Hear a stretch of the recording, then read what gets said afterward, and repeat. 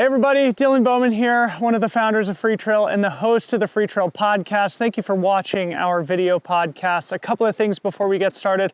Number one, please do join Freetrail Pro, our great community for trail runners from around the world. There's a lot of great perks involved in that membership, and we would love to have you on board. Number two, a big thank you to our sponsors here in the video podcast. We don't do real commercial breaks, so I just want to give them a major shout out on the front end here. We have some discount codes in the show notes that you can take advantage of. Number one, Speedland, of course, the makers of the GS Tam, the shoe that bears the Freetrail logo on it, and a product that we worked on to bring to market in the spring of 2023. Our other annual partner is Gnarly Nutrition, makers of fantastic training and racing nutritional supplements that will really help you on your trail journey. We always have a third partner on the show that rotates throughout the year. So depending on who it is now, you can find a link and a discount code in the show notes for that partner as well. But a big thank you to the sponsors who do make our podcast possible.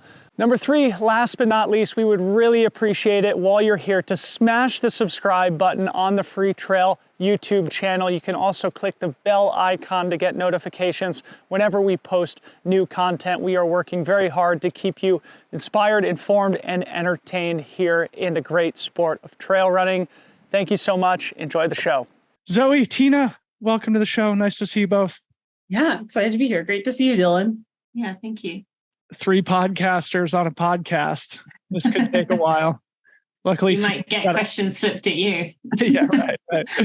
Buckle up at home. Chiropractic appointment, so we can't go all afternoon, unfortunately. But I'm really honored that you would both come on the show. We're going to talk at length about your book. I feel a little intimidated by the brain power, but I'll do my best to be the host on today's podcast. So yeah, of course, yeah, orienting around the book, your various like businesses and projects, whatever else you guys have going on. But we start the show in a traditional way, and I would love to get both of you to contribute to the running theme that we have here. Maybe Zoe, we'll start with you. The opening question being, what makes you you? What are your unique attributes? How do they show up in your life? Yeah, man. I mean, that's such a challenging question. And I feel like this is, I wonder how other people approach this sort of like active self-definition. And if it's just like my writer brain that's like uniquely terrible at it. Like, as you know, I spend so much time sort of like helping other people self-narrativize. I realize when I kind of like turn that towards myself, I don't have as much idea what I'm doing. But I feel like I tend to define myself a lot, for better or worse, by what I do, like being a writer, an editor. But I also am a runner. I'm a comedian. I'm a writer, you know, outside of like sort of what people see on the internet. I feel like I experience a lot of the world through a writer's sort of brain and eyes. And I don't know, I think of myself as a good friend, a good partner, and a climate steward. Amazing. I want to come around eventually to talking about stand-up comedy eventually. So we'll leave that for later. Tina, how about you? You definitely should ask her about her stand-up. I am loving this journey of watching Zoe do this. See, it's interesting. Have either of you read the book called The Untethered Soul? Yes, I have. I just read it recently. And in that, do you remember the part where he was like, who are you? And I can't remember whoever he was talking to was like, oh, I'm a mother and I'm a this. And so he was like, so did you not exist before you were a mother? Oh, okay. Well, I'm a person who went to this school. And he's like, so did you not exist before you went to that school? So now I feel like this question is hard to answer because that is in my head of like, who am I? And actually, when you said that, what came to mind, who am I would say is a very vulnerable, open, heart on my sleeve, live life like with giving as much love as I can person. That's kind of what came to mind initially. However, yes, I would say I'm a mother and a wife and a runner, and a lot of my life has been defined by running. While I am trying to untangle that, those points do matter to me. And I'd also say, yeah, like Zoe, an environmental steward, someone who just loves nature. And I was just texting Zoe a little while ago about Lahaina and how my heart is currently just like shattered about the wildfire in Maui. That place is very special to me. And so I I'd say I'm also a bit of a broken person, but aren't we all? So yeah, a bit of a mess of an answer there for you, but those are some things that came to mind. Beautiful. Well, thank you both for those quick self-descriptions. I'm sure you won't need introductions to most of our audience, you two both being very powerful voices and influential voices within our small running community. I guess before we get to the meat of the conversation, I'd love to hear how you two came to be connected, because I'm sure that's going to be relevant throughout the conversation. Oh my God, I love this question. So I'm going to start it and I'm going to let Tina finish it. But we have the cutest like adult 21st century meet cute of all time. Essentially, like, you know, in the running space, there's a lot of people making cool stuff in different like sort of corners of the globe. And Tina and I had been mutual admirers of each other's work. And like, I would notice she would like occasionally like my stuff or maybe even comment on it. I would get a quote thrown to me every so often. And I would be like, oh, great. This is someone I look up to who's like noticing me and the work I'm doing. And eventually we started like comments turned into DMs turned into, I gave her my email. Then I gave her my phone number. And before I knew it, she was calling me with an exciting job opportunity. But kind of like the thing that initially sort of like cemented our friendship was we were tweeting at each other about different ways of composting in our kitchens. As all great friendships start, it sounds almost like a dating relationship. I know. You want to add there?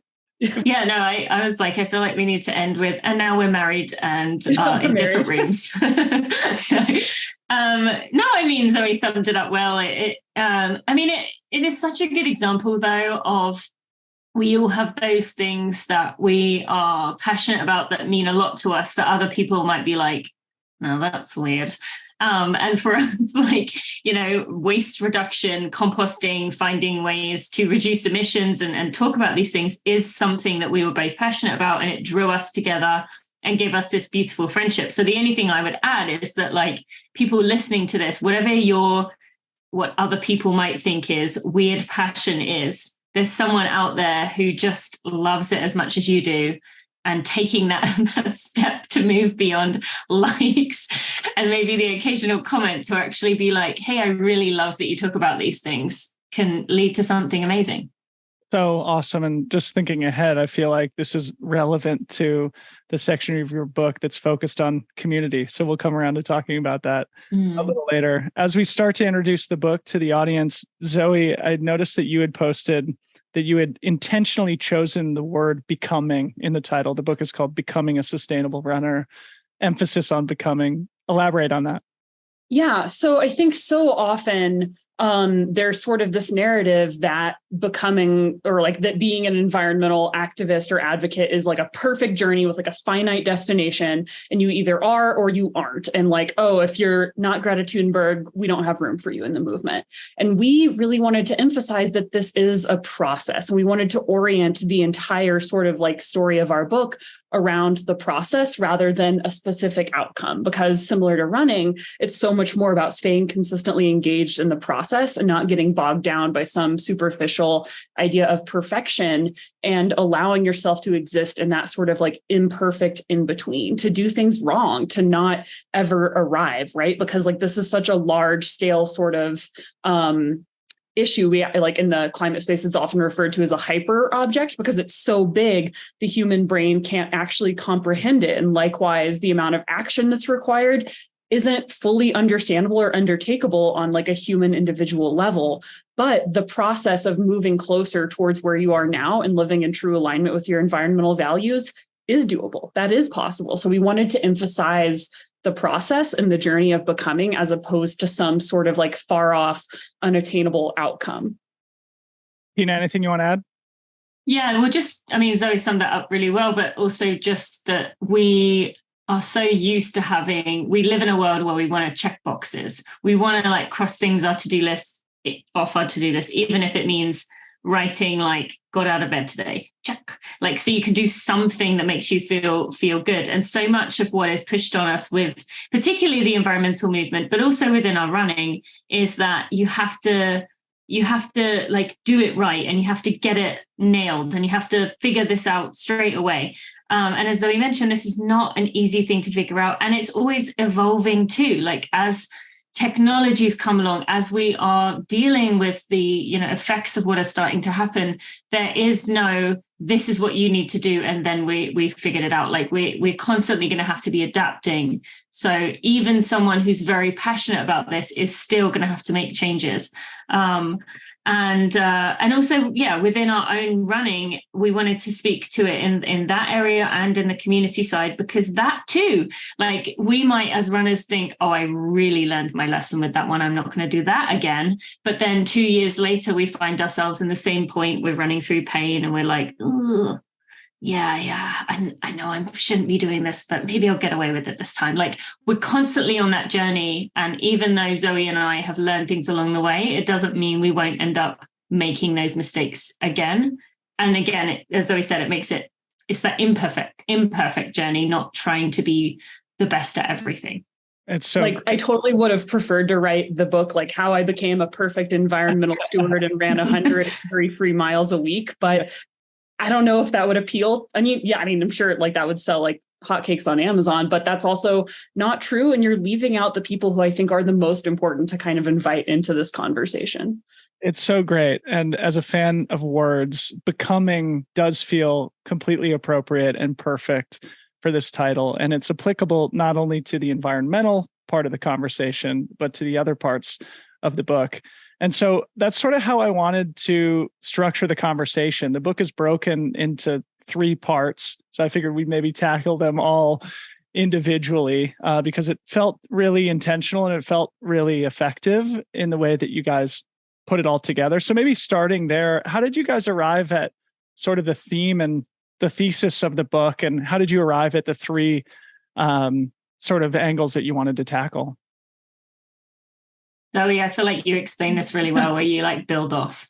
Yeah, I think, one of the reasons we wanted to write this book, and, not just because it kind of distinguishes itself in the marketplace, but I think it's a pretty original sort of thesis in our community, is that there is no like individual pursuit of running without sort of equating that and necessarily tying that to the pursuit of an inclusive, healthy, and thriving community, without the pursuit of a healthy and sustainable planet. Like you can't attend to your own health without also attending to the health of your community and the health of your planet. Likewise, if you only focus on the health of your planet and you neglect your own health, you're not going to be able to sustain that level of work. If you prioritize the community totally to the detriment of self-care, also not going to be sustainable, and you're not really going to be able to reach your potential when it comes to like supporting the community in the way that you want to. So we wanted to show that it's kind of like a 3-legged stool, and you have to necessarily use all of these tools to prop up all the elements of your life. And I think so often in the running space, there's this really sort of like narrative of rugged individualism. And it's so much about, a lot of times can be about the pursuit of like individual attainment and PRs and like individual health. And it's all about me. And we wanted to sort of show that like you can attain PRs, you can like self-actualize and chase excellence, but you will actually get much further when you're doing it sort of alongside the pursuit of a healthy and thriving community, of a healthy and thriving planet, and showing that these things are all necessarily integrated. It's such a great book. And I shared with you before we pressed record, I haven't read all of it yet, but the first section is particularly powerful. And having sort of flipped through the second couple of sections and absorbed what I could leading into the conversation, it leaves me just like very excited to complete the book. And it does feel like just a 3-legged stool, like the perfect trifecta of things to tie into a single piece of work that will have an impact on people within our community and, potentially more broadly as well. Tina, I wanted to start with you. So the first section of the book is about sustaining yourself as a runner in body and mind. And you have a career or a history of racing professionally for your home country, Great Britain. So I figured you would have an interesting perspective on this, because oftentimes racing professionally is inherently unsustainable. Mm-hmm. So maybe if you could provide an example of a point in your career where that was the case, where you were not a sustainable runner in body and mind. Sure. And I want to just, with that question in mind, what Zoe was just saying there, or what both of you were saying there about like it being inherently individual. Maybe spoiler alert, but now I'm starting to find my way into the trail and ultra community. Like, I really love seeing that there is less of that here. Can I say here? Am I here? Yes, Am I on my way here? Yes, basically entirely a trail running audience here. Well, and I meant myself, like, does one ultra mean I'm in, or do I have to do a few more? Do I have to do 100 before I'm in? And get back to you. Hard carrying member. Thank you. Yeah. So like, I really love the concept of like crew and pacing, and getting to have someone do that for me. Ryan Montgomery in my ultra was just like, it was like blowing my mind. Like, he is doing this for me. He is here for me. He is like, what can I get you? How can I help you? And I just like, I hadn't seen that before in the world that I came from.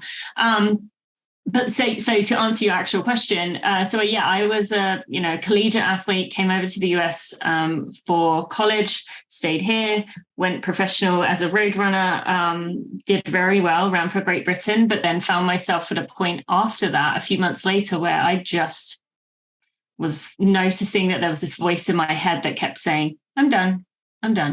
You're done. And, we all go through this where it's like, I can't, this is so hard. Like, Dylan, I saw some pictures of you struggling in hard rock, like that. I can't, it's probably going around. But when it's saying like, you're done, it's like, there's no going back from that. It's like, done. Like, there's nothing I could say. And so I noticed this voice was coming through, and it got to the point with me where I hated every step. I'd be on a morning run and I'd be thinking, oh God, I have to run again later, and I just don't want to. And I just broke and I quit. And I knew in that moment that something had to give if I was ever going to go back to running, which I didn't know at the time whether I was. I just hated it. And so I promised myself, if I was going to come back, that I was going to find a way to do it differently this time around, even at the sacrifice of my performance. And it took me a good probably 2 years before I actually could take that step and like pull my competitiveness back enough to just be able to enjoy it and actually see it in a different lens. And for me, that took running as a guide, which is one of the things we talk about in the book, to kick myself over that line of like giving back and thinking of it not as an individual selfish thing that I was doing.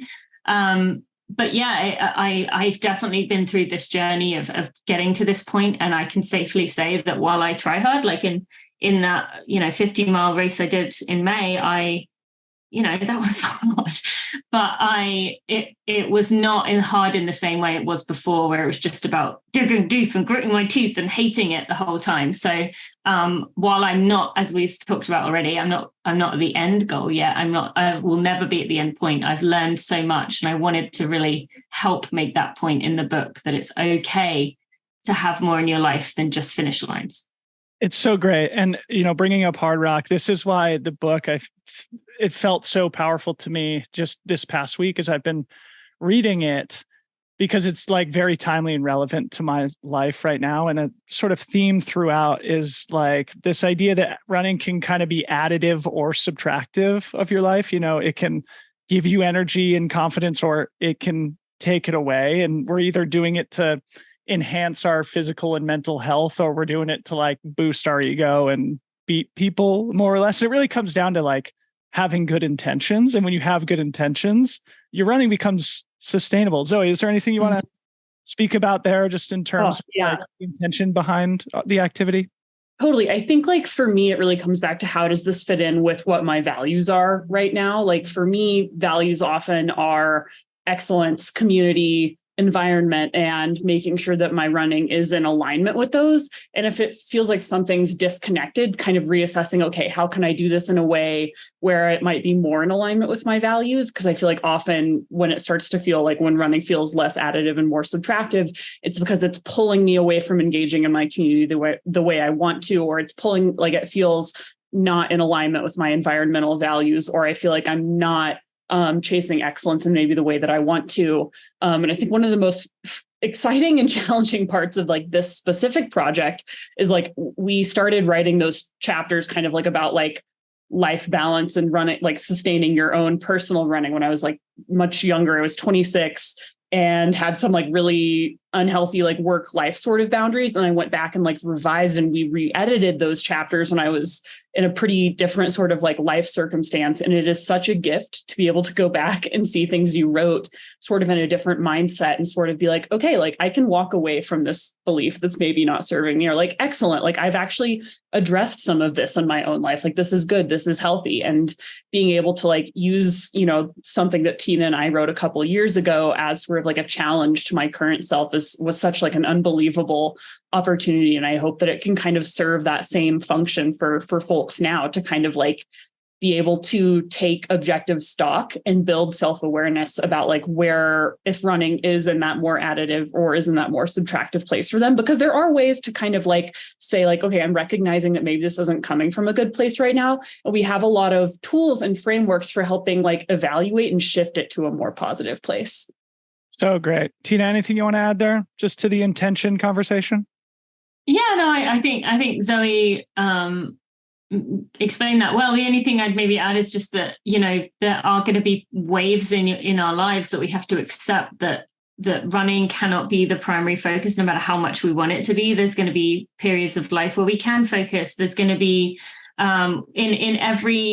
want to be, you know, intentional with every race we commit to, but it's also okay if we have to take a little bit of time where we're just running easy, bare minimum for like a few months because we have a lot else going on in our lives. And, you know, it's okay if we kind of go in waves with our motivation and what we're able to do. So, yeah, I just think a great exercise for people coming away from this conversation or who are reading the book is to really analyze the intentions that they have behind their running, because that was one of the major takeaways for me from Hard Rock. It was like my intention, if I'm being honest with myself, was to like try and run as fast as I did 2 years before when I was in much better shape, right? Rather than to be there to enjoy Hard Rock, to love the game and the practice of being out in the mountains. And the result, you know, sort of was in alignment with that lack of good intentions, more or less. Mm-hmm. So I think a good thing to just check in on for all runners. Tina, getting like more specific, I know one thing that you've been passionate about, you've talked a lot about, is like this relative energy deficiency stuff. And that's, I think, kind of a symptom of being an unsustainable runner. So maybe just like talk a little bit, define the term, what does it mean, and maybe where people can find more resources about it. Yeah, so RED-S is relative energy deficiency in sport, which has kind of gone through transitions, kind of different definitions over the years. It's maybe more known as a female athlete triad. However, they had to expand that because we've since realized and understood that it isn't just females. It is all genders. It is all sizes. It is all speeds, all ability levels. Everything, everyone has the potential to be dealing with this. And while it comes down to not taking in enough fuel for you and your body, for what you're doing for the usually, in this situation in sport, but just in general, there are different symptoms which, those who, like myself had maybe a missing period as one way of knowing, which I went 9 years without having it. But there are actually many other symptoms as well. And actually, for this reason, I've had tens of thousands of women reach out to me over the years. And I made on YouTube for free this basically, what is RED-S? How do I know if I'm having it? And also asked all the questions that women had asked me, also what men had asked me, and obviously other people from all kinds of experiences, including the common things of, well, my weight is normal, this can't be it. Or like, I don't run that much, this can't be it. Or I'm not that fast, this can't be it. So for anyone who thinks that could be something going on with them, if you are dealing with lots of, stomach upsets, if your hands and fingers, your fingers and toes get very cold easily, if you're struggling with insomnia, if you, are struggling with your libido, like there's so many symptoms that are often missed and not mentioned. But if any of those symptoms are kind of speaking, I would definitely encourage people to go there. But in the book, we do go over why this is so important to being a sustainable runner, to being a lifelong runner. Definitely added up to my quitting when I did. And, how are you supposed to train if you're not getting enough calories? Our bodies will survive and do what they can, but we're never going to get what we could out of ourselves. And I have to live with the fact that I lost time through not fueling myself in my past. And that's just a choice I made. Yeah. And again, just like so in line with this theme and philosophy of being sustainable and taking the signals from our hyper intelligent bodies and sort of listening to them more deeply, because I think oftentimes as athletes, we do rely so heavily on our perseverance and our toughness and overlook the obvious signals that you're not sustainable. Zoë, you talk in the book too about like perfectionism, and I thought this would be interesting, and both how it's applied to your life as an athlete, but also your life as a journalist and as a writer, because I think for those of us who are athletes who do things outside of sport, we know that like that same tenacity shows up in other aspects of our lives, both in productive and unproductive ways, perfectionism being one of those. What do you want to say about that? Yeah, I think, well, I mean, one of the things that's been so fun working on this project with Tina is having someone, a voice that I trust, tell me when I'm overthinking things and when I just need to turn something in, get it done. Done is always better than perfect, and undone and never will be done, because perfection doesn't exist. But it's also kind of like that challenging line of like, well, if you're chasing excellence, you also do want to always have that high standard in a lot of the things you do. But if you try to do everything perfectly, you're never going to get anything done, and you're going to absolutely drive yourself crazy, and you're going to get burnt out, because perfection is just, it is an unattainable standard as a human being. Like, mistakes will be made. I do not have infinite like resources in term like for both the journalism and the running. And so often like a fear of not wanting to put something out that I didn't feel was reflective of my best capability prevented me from doing anything at all, prevented me from signing up for races, prevented me from writing things I would have liked to have written, prevented me from like pitching ideas to folks that I would have liked to pitch, just because like, well, this just might not be good enough. And so as like an editor who really prides themselves on trying to be supportive of other people's voices, in my own head, I was really kneecapping myself by over censoring every idea I had before it ever even really had like a chance to sort of like, exist in the world at all. So I think that, one of the great things that I like about running and athletics is it sort of just forces you to get like through exposure therapy. It forces you to sit with imperfection a lot. And that's like really, really healthy. So I would just encourage folks to find whatever like practice for them feels like a really psychologically safe way for them to sort of like get into that growth edge of like imperfection. For me, like I'm, when I see a number on my training plan, I really want to hit exactly that number. But I've come to recognize that like, yeah, jogging around the parking lot, maybe not very like not productive training by any measurement. Agonizing over like, oh, do I need to move some commas around in this article? Should I have like cited this source instead of this source? Should I have used like this framing narrative instead of this framing narrative?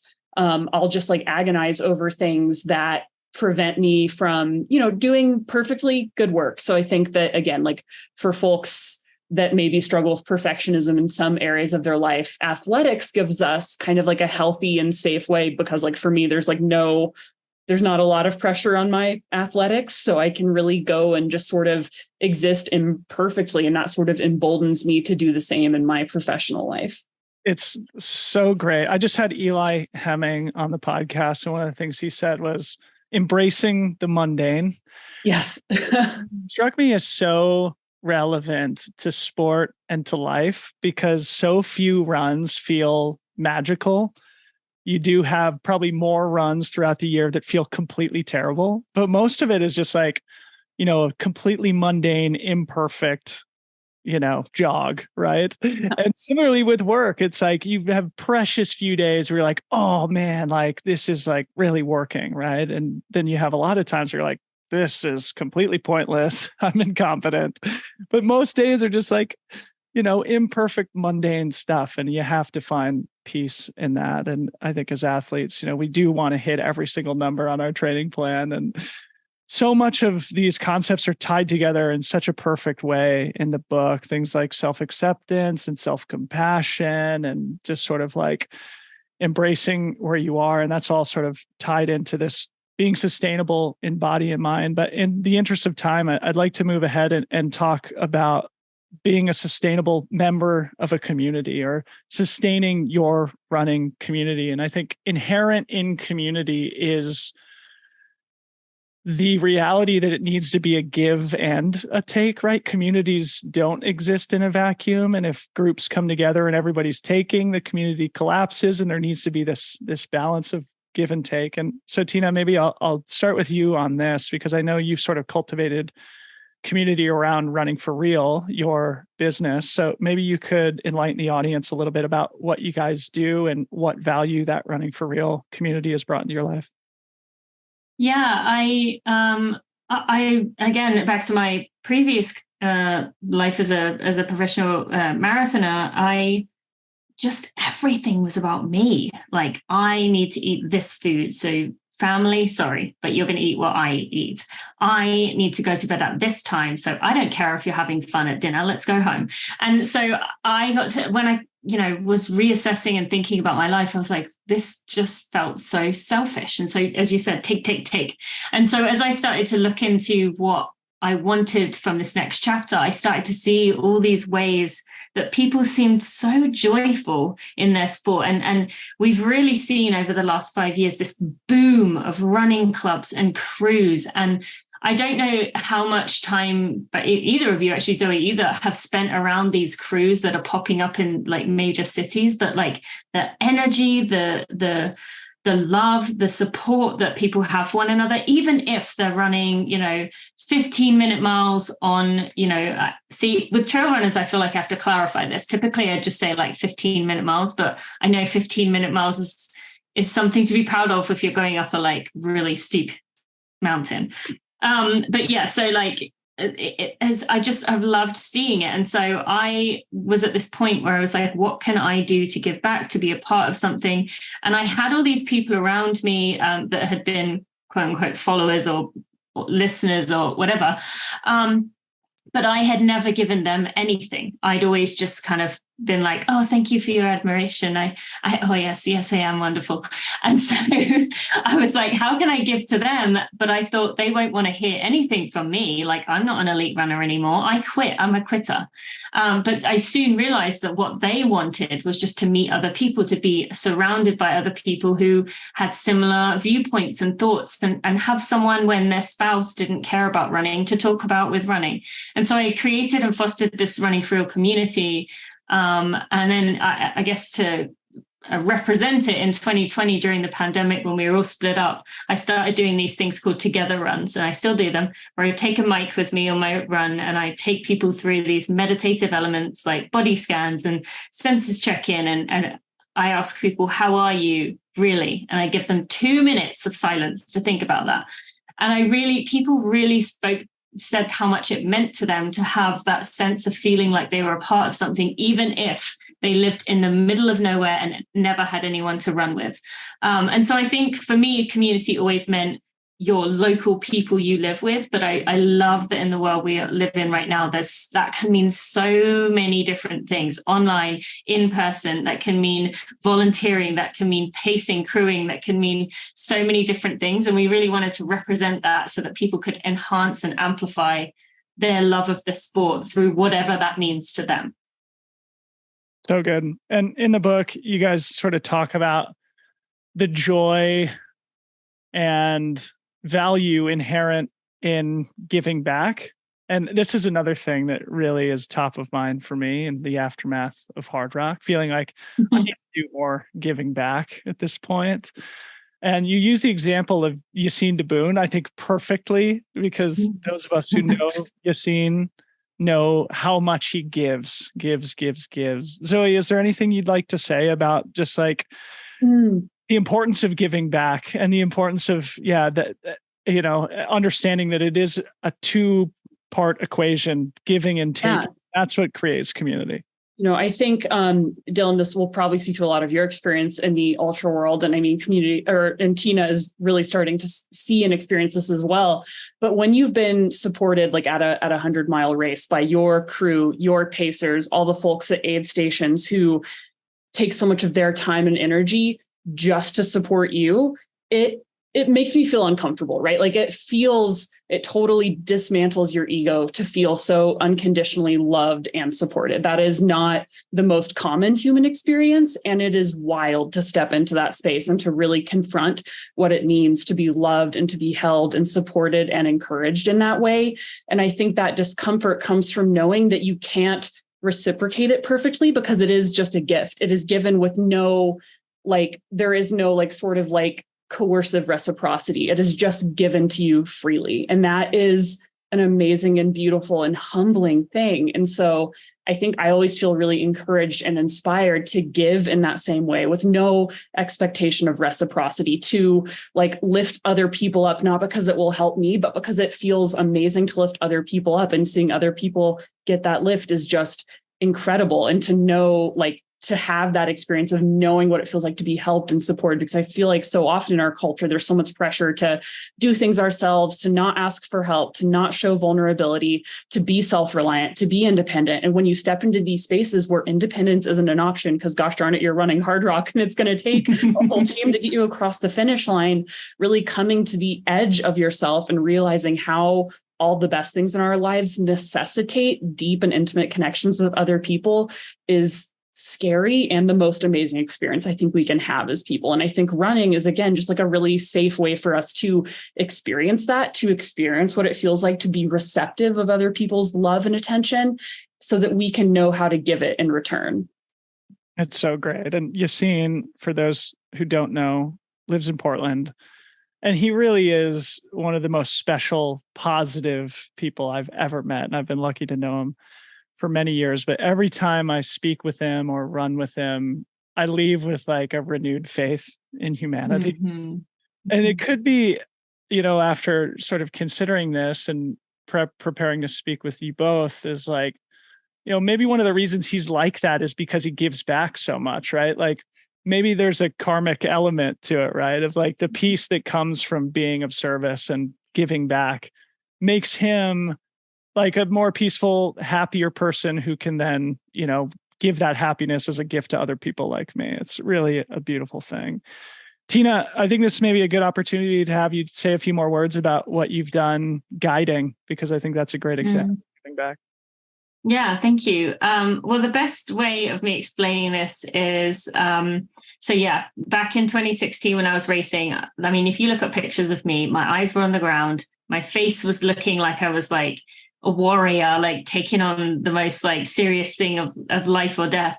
And there was just nothing there. But in Boston 2021, I ran as a guide in the Boston Marathon.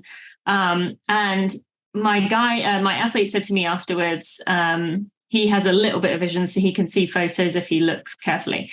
He said to me, "Did you just know where the cameras were?" And I was like, "No." And he's like, "What? Well, you're smiling in every picture." And I was like, "I know, because I was literally smiling the entire way." Because they often say, and I've run as a guide in 4 marathons, including in Lahaina, Maui, and each time the athlete is so thankful. They say, "Thank you so much for doing this, for giving your time, your energy, your love." You can maybe see over my shoulder, I have 2 wreaths that were made by one of the runner's mum, who was just so grateful. And I'm always like, this is not me. I want to be thanking you for giving me this experience and trusting me to do this, because I always try and get people to sign up as a guide. Mike Wardian was the one I heard talking about it once, and I thought, I want to do that. And I know Scott Jurek has done it a lot as well. And it is just the most rewarding, meaningful, beautiful experience of going on this journey and hearing people say, "Go team," which again, out on a marathon course is not something you hear very often. And so, I think that I was very much drawn to that. And I encourage anyone to go to United in Stride or Achilles International to sign up, because It doesn't require a load of training. It isn't something that has to take away from your goals. You could give up one run a week to run, whatever pace, it doesn't matter. And that means the world to someone. So yeah, guiding has been such a gift to me. And I'm just grateful to be able to do it. Very, very cool.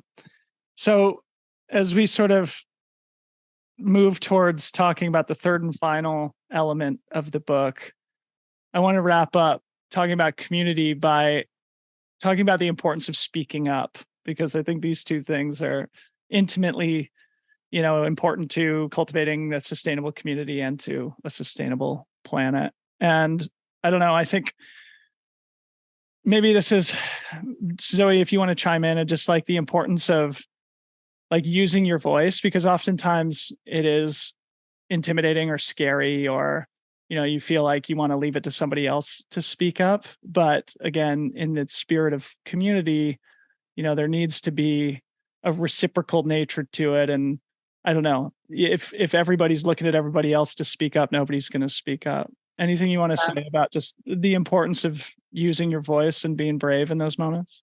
Yeah, I think, pivoting back to being a recovering a perfectionist in recovery, so often on these things that I'm really passionate about, I actually will struggle even more to speak up because I get worried I'm not the best advocate for things. I'm imperfect. I don't live in as much alignment with my values as I would prefer with more resources, I guess.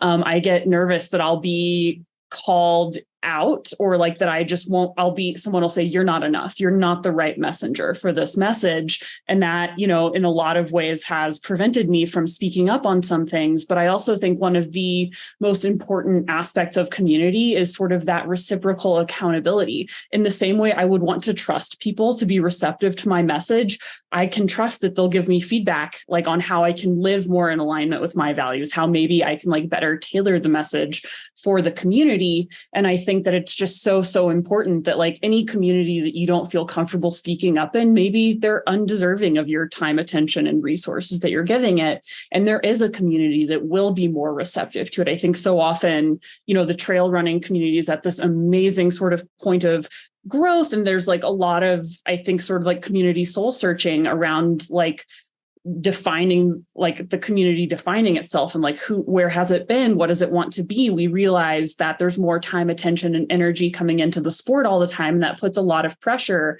on sort of this like active self-definition. And I think that so often, the loudest voices get prioritized as opposed like that are sort of like coming in from this like position of like assumed authority rather than that more collective sort of vision of what the community can be, what it like a sort of radical reimagining of what the community can look like.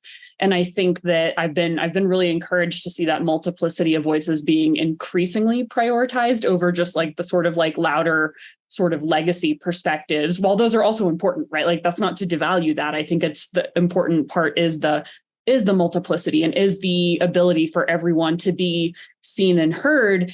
And I think that it just is like when it feels tough and when I feel embarrassed that I'm not speaking up as much as I want to, just leaning into that fact that like, okay, this is hard because I do care about this issue and because I do care about the community. And so if I can just trust that the reason it feels hard is also exactly the reason I need to do it.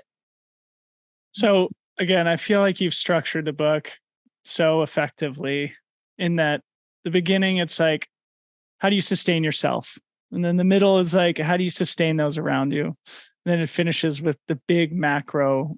How do we sustain the greater organism that is Mother Earth? So maybe to you both, maybe Tina, we'll start with you. I'd love to hear about your journey in environmentalism and conservation work. How you arrived at a place where you felt like it was time to use your voice and write a book about it. Yeah, so I want to begin by actually speaking to the fact that like what people might hear Zoe and I talk about might seem scary and intimidating, and I've never talked up about anything before. But even beginning with saying so when the wildfire smoke was coming through a lot of the US and air quality was really bad, rather than just be like having this conversation with people around us and saying like, oh, better not run today. The air quality is bad. Anyway, so what are you going to do today? Just saying to that to your running friends, like, oh, this makes me a little nervous. Like, are we going to be okay?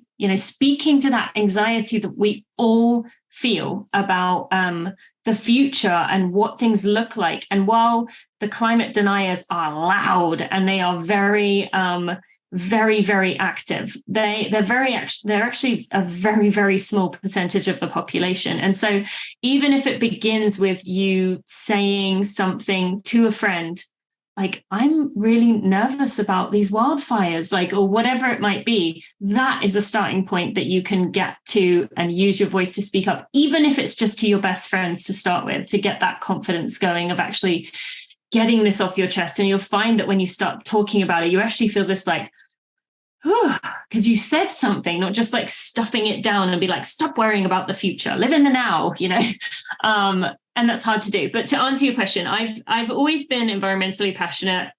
But in a similar reason to Zoe, I didn't really say anything about it publicly because I wasn't taking solar-powered boats to go home and visit my family in England. And I wasn't I'm not a vegan, and I don't have an electric car.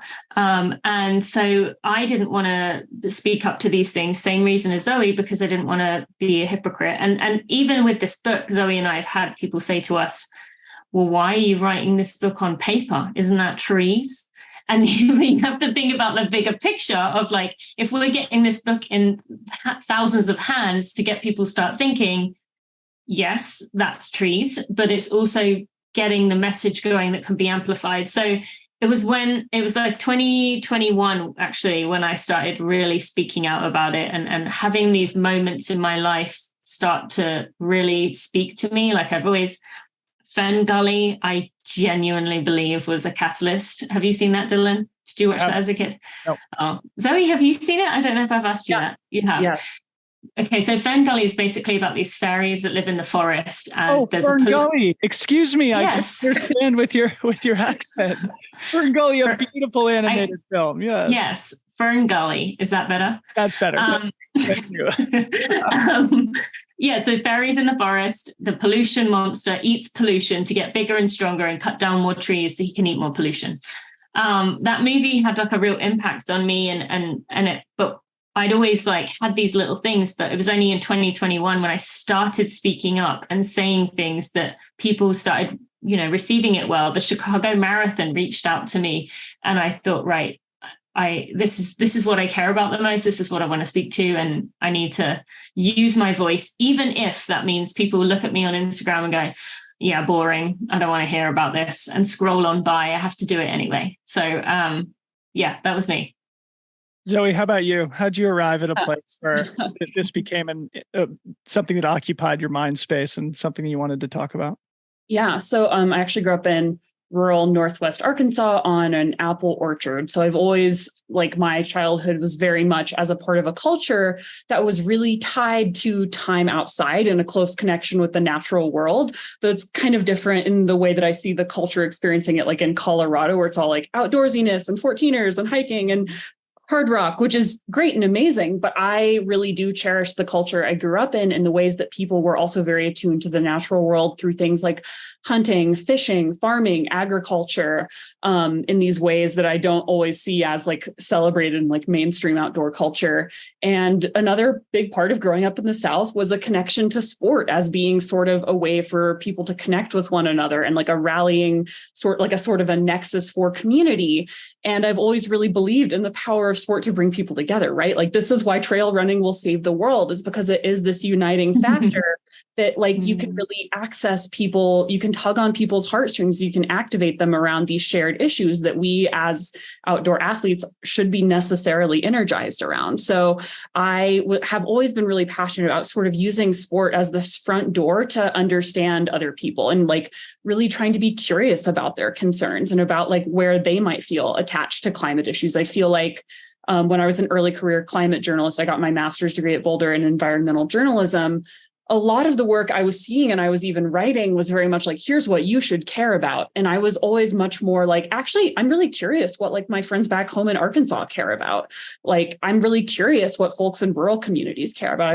I'm really curious about what people who I don't have much in common, like what are their concerns? Why are they worried about climate change? Why aren't they worried? Like, what are they interested in? And why am I not speaking to them? Why are we not in conversation? And I think sport kind of is this way that we can access and dignify each other's like challenges and concerns.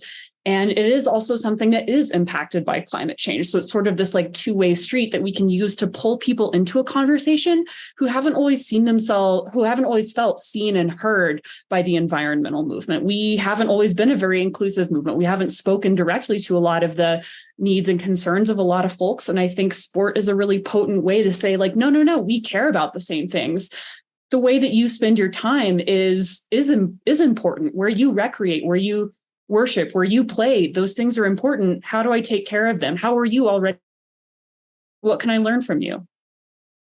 So interesting. So Zoe, to go a level deeper, this is just popping into my head, but as somebody who studied environmental journalism and who makes her living as a sports journalist, what's the intersection there? Because like in the book, you talk about greenwashing. There's also this concept of sports washing, which is big in the news, right? Yeah.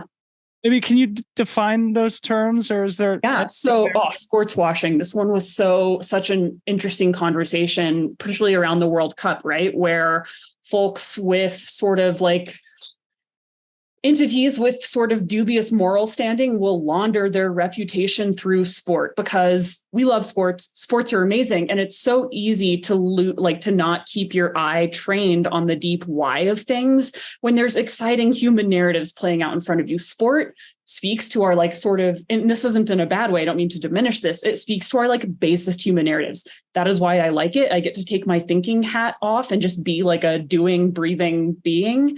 And it can sometimes obfuscate things that we might want to focus on. But again, I think it can also be a really powerful lens to retrain our eye on what things matter to us as people, right? Like, again, like the World Cup was sort of a way for, again, like dubious entities to sort of put a spit shine on their like reputation on the world stage.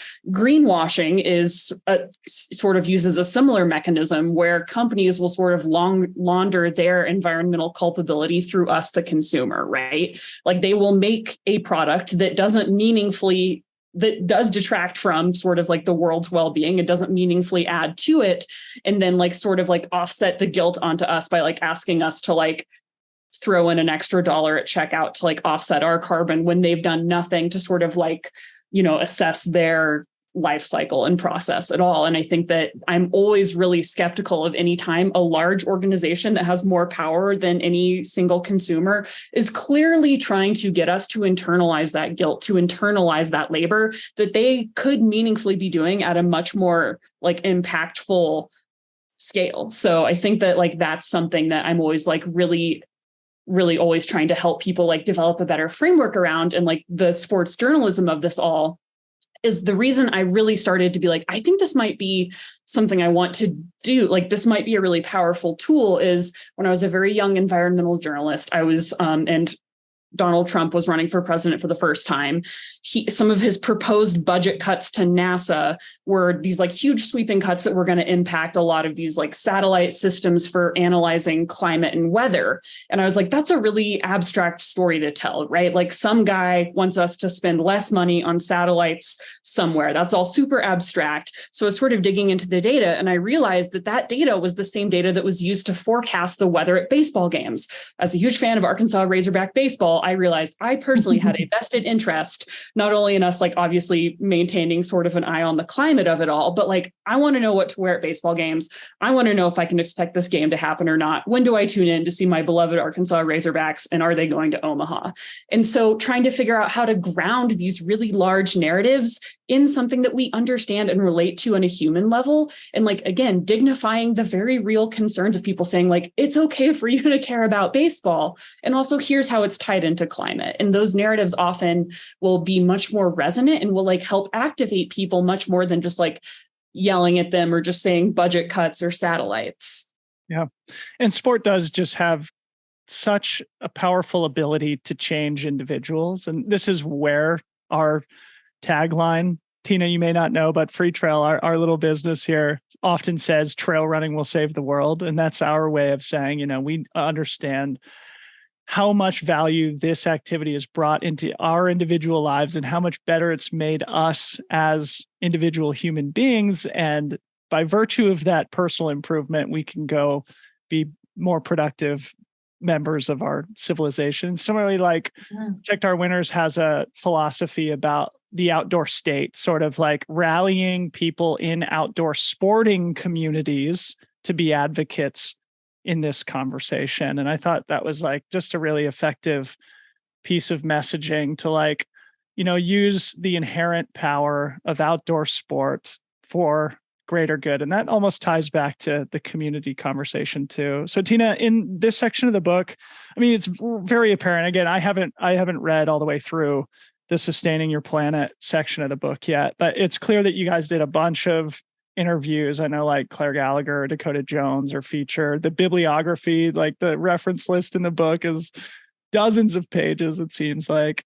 In sort of doing the research around this and in conducting a lot of the interviews, are there any things that stood out to you as being particularly powerful? Well, firstly, when you said about the bibliography, someone recently asked me, how many references did you use? And I was like, I don't know, I think like maybe 15 to 20. But then when we got the copy of the book, I was like, okay, maybe 15 to 20 pages. Like I completely just forgot about all that. It was quite a funny moment where I was like, oh yeah, I guess we did do a lot of research for this. But yeah, I mean, there were so many things that, I learned I think that's where Zoe and I just work so beautifully together, in that there were a lot of things that I had no idea about or would never think about. And she brought these to my attention. And we each had our passionate areas of what we could speak to. You would have seen in there that I talk a lot about what the Chicago Marathon, which is leading the way in the road running space, is doing to make change. And those were things that I was learning while writing this, about what they're doing to reduce their impact. And like races were not something I particularly thought about beyond maybe like, I knew there was a lot of cups scattered around the course, but I hadn't really thought about the rest of it, and really getting to see the work that they're putting in, but also the effort it takes to make these changes, even down to like asking, okay, so let's say the race is going to give out reusable water bottles. Well, each of those reusable water bottles is wrapped in a plastic wrap that cannot be recycled. So them taking that step to say, hey, we don't need that plastic around this bottle. So all these little steps they were taking really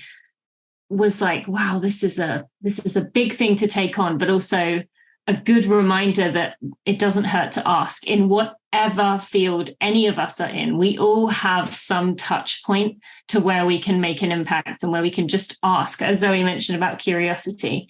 So that was something that I just felt like Zoe and I both went into this very curiously.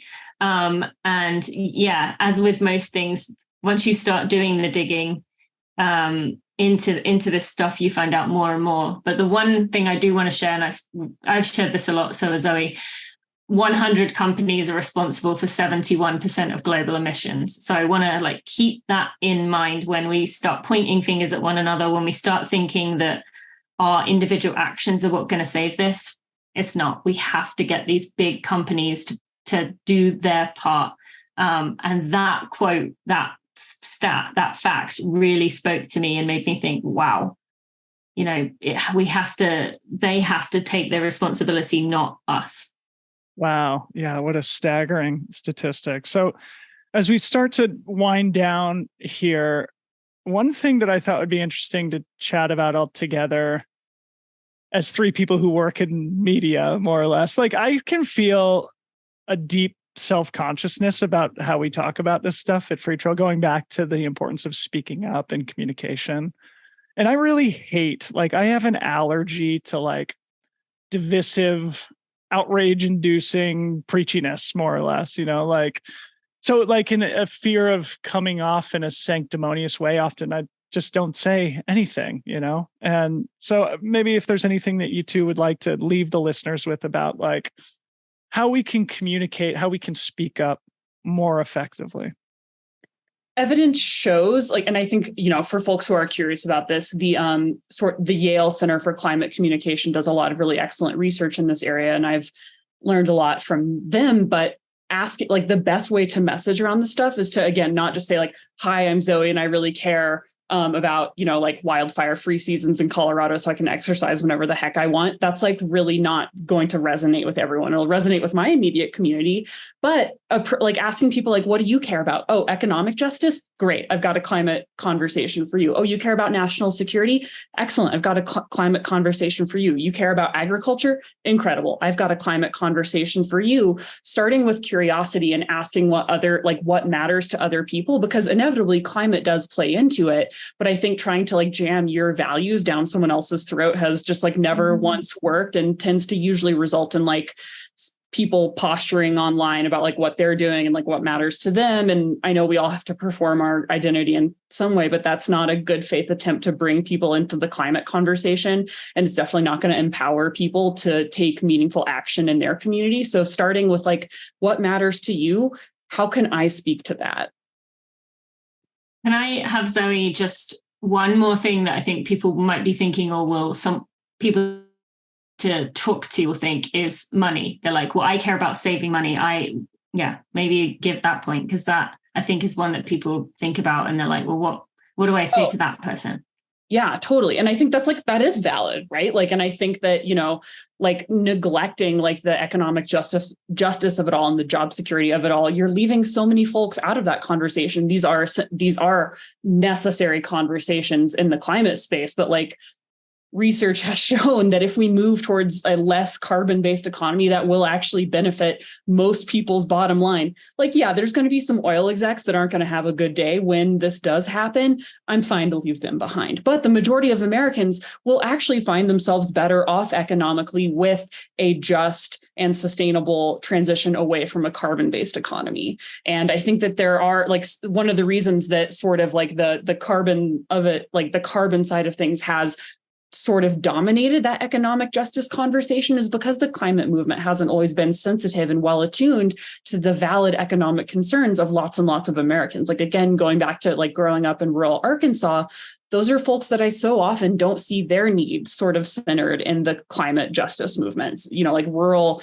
areas, Appalachian areas, economies that have previously been based on resource extraction. What is our plan for economic justice and transitioning these folks away from an economy that truly doesn't benefit them in the long term either? And how can we all build an economy that's premised on mutual thrival access to clean air and water and fair housing, fair transportation, all of these things, because all of those things have to be taken into account. And again, I think that that is one of the failures of the climate movement, is it hasn't asked oh, you're concerned about money?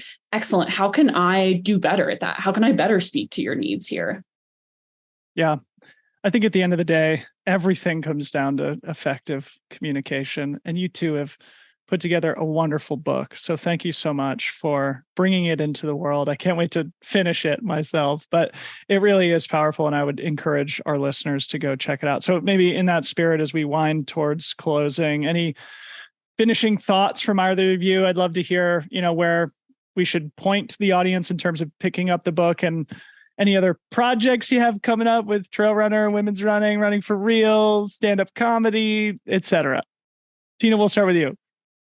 Yeah, well, you can go to becomingaSustainableRunner.com. There's links to all the, Amazon, Barnes & Noble, Target, Waterstones in the UK. I can't remember the Canadian one, Chapters, is that what it's called?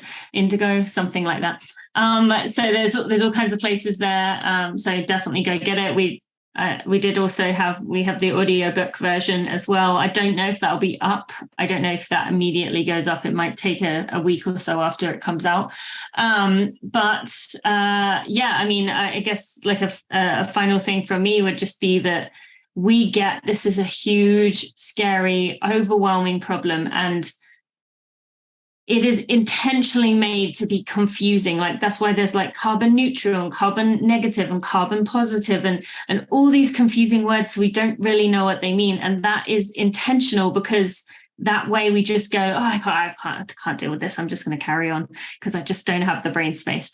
But taking little steps, whatever that might be for you, and working your way up from there is really, the best way you can go about this. And hopefully this book is giving people starting points. But the biggest thing is just take some kind of action. The one thing the fossil fuel industry, the government, the people that don't want life to change and want it to stay as it is, don't want us to do, is to organize, to come together, to work as a community, to work as a whole, to take this on, because then they have to do something. So find a way where your unique passions line up with what you have access to, and find a way to get started, even if that is as simple as like, sending your child in with a reusable water bottle instead of a plastic bottle. If that's the best you can do, start there, something. Yeah. And it might seem big and scary, but it also can be like an amazing source of connection, fun, and joy if you stay in it long enough. Awesome. So I have a traditional closing question too. Tina, I know you have to get to your chiropractic. Oh, no, you're okay. You're okay. We'll start with you. My closing question is, who is one person that you admire inside or outside of sport, can be living or dead, and why is it that you admire that person? I mean, there are so many people that I admire, but I'm going to give you the first person that came up, which is going to blow both of your minds. You're never going to guess this. George Michael. George Michael. George Michael is who I'm going with today. He was the first person that came to my mind, maybe because I watched the Wham documentary recently, but I really admire the way that he changed the whole industry of music with his music, and just the way that he continued to speak up and use his platform even when he got beaten down by the music industry, kind of similar to the fossil fuel industry, who was like, no, this is the way it's done. We executives need to make money off you. I don't care about you individuals, go away. And I just really, I wish he was still here. I love his music. I love what he stood for. I love that, he was such a beacon of light for so many people. So I'm going to go with George Michael, but I do admire a lot of people. You say that there was a documentary about Wham? There's multiple. There's one called Wham. I think it's called Wham. It's about Wham on Netflix. And then there is one called, I think it's called Freedom, that is just about George. I watched it in England, so I don't know where it would be over here, but somewhere. Looking it up. George Michael. Definitely wouldn't have guessed that one. So finish us off. Who's one person you admire? Yeah. For me, it would be Gia Tolentino. She's a writer for The New Yorker, and she has covered everything from the environment to TikTok to Instagram aesthetics. And she's a younger female writer with a book called Trick Muir, which is one of my favorite essay collection, probably my favorite essay collection of all time. And she just has such a distinctive voice and style that is so uniquely her own. And she so adeptly uses it to tell these amazing, important, and sometimes small and unimportant seeming stories that really reflect, I think, a really fascinating sort of scope of human challenges, problems, solutions, quirks. And as a writer, I'm always really inspired by folks who lean into their voice in really curious and unique ways, and then use it to tell stories that matter. Wow. Well, thank you both for those contributions. You've left me with further reading and homework to do after our conversation. In addition to give me homework. Yes, in addition to finishing the book, Becoming a Sustainable Runner. Zoë Rom, Tina Muir, thank you so much for coming on the show. Really appreciate the conversation. You guys are awesome. Thanks. Thank you.